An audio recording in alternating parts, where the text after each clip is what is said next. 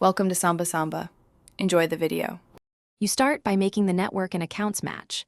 Update both devices, sign into the same Microsoft/Xbox account, and prefer a 5 GHz Wi-Fi or wired Xbox connection for low latency.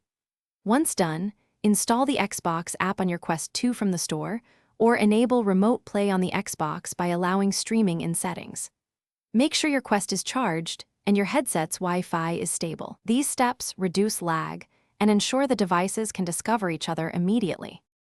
Next, you pair and initiate the stream. Open the Xbox Remote Play app in the headset and let it scan. If it doesn't find the console, manually enter the Xbox IP from network settings. On the console, confirm streaming permission and choose the right streaming quality. Higher quality increases bandwidth needs.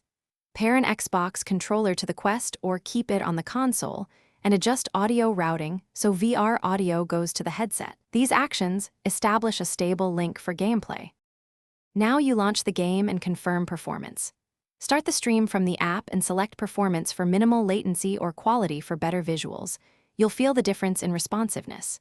If you encounter stutter or audio dropouts, first move both devices closer to the router, switch to 5 GHz, or plug the Xbox into Ethernet, then drop the stream quality. If the headset can't find the console, reboot both devices, recheck account sign-in, and re-enter the console IP. This usually fixes discovery issues. Thanks for watching. Consider subscribing if we helped you.